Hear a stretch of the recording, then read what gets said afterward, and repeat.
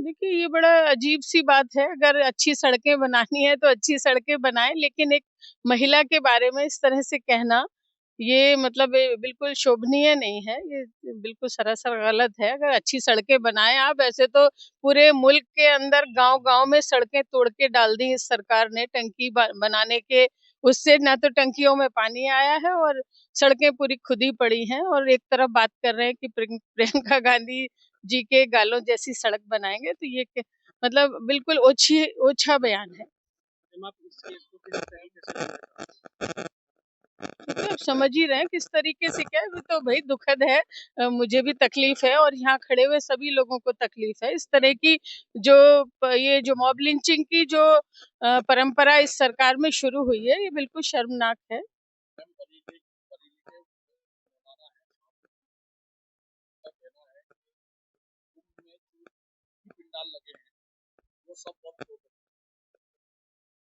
देखिए, ये लोग सिर्फ चाहते हैं, भ्रमित करना चाहते हैं, ऐसी बयानबाजी करना चाहते हैं कि कोई भी विकास की बात ना पूछे, तरक्की की बात ना पूछे, रोजगार की बात ना पूछे, तालीम की बात ना पूछे, कारोबार की बात ना पूछे। ये सिर्फ हमें इधर-उधर भटकाना चाहते हैं, लेकिन मैं सभी लोगों से कहना चाहती हूँ कि अपने काम धंधे में लगे रहें, अपने बच्चों को पढ़ाई में लगाएं, अपने बच्चों को स्पोर्ट्स में लगाएं, और इन तरह की बातों पर बिल्कुल ध्यान न दें।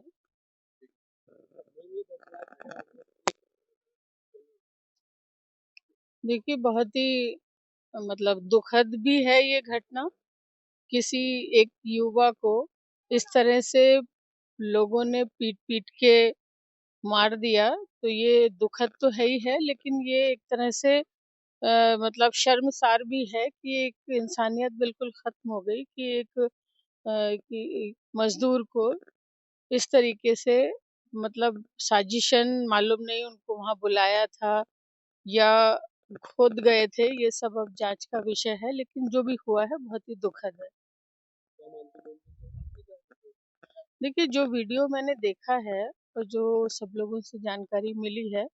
उससे तो यही एहसास हो रहा है कि भाई इतने सारे लोग एक आदमी को मार रहे हैं, तो ये मॉब लिंचिंग ही है।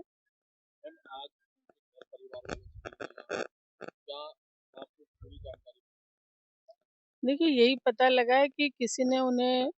बुलाया रात को 1 बजे, वो मजदूर आदमी थे, वो बुलाने पे चले गए मजदूरी के लिए।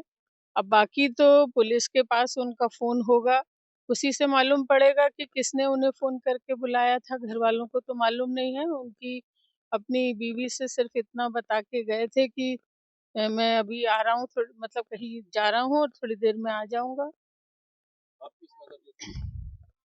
देखिए, बिल्कुल नज़रिया तो आप समझ ही रहे हैं कि मतलब घर से बुलाया है, क्योंकि कोई आदमी अगर ऐसा कुछ करना था तो अपने एरिया में करता वो, वहाँ दूसरी इतनी दूर, घर से इतनी दूर जाके।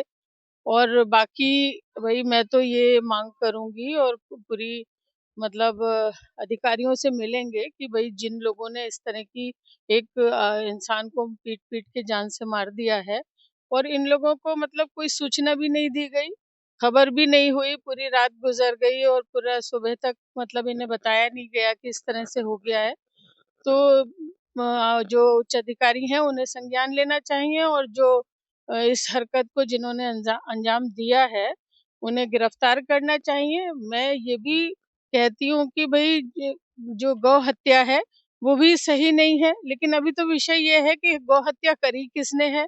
और फिर कानून को हाथ में लेने का किसी को भी हक नहीं है कि एक आदमी को बहुत सारे आदमी मिलके मार दें। अगर कोई बात थी तो पुलिस को सौंपना चाहिए था। भई अदालत है, मतलब पुलिस है,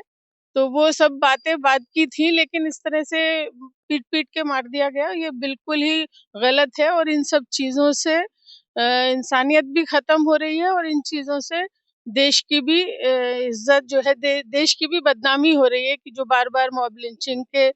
केसेस सामने आ रहे हैं, तो इसमें मतलब तौहीन हो रही है हमारे मुल्क की भी, जो कुछ लोग इस चीज़ों को अंजाम दे रहे हैं। लेकिन पुलिस अधिकारियों को इसका संज्ञान लेना चाहिए और उस पे एक्शन करना चाहिए, उन लोगों को पकड़ना चाहिए।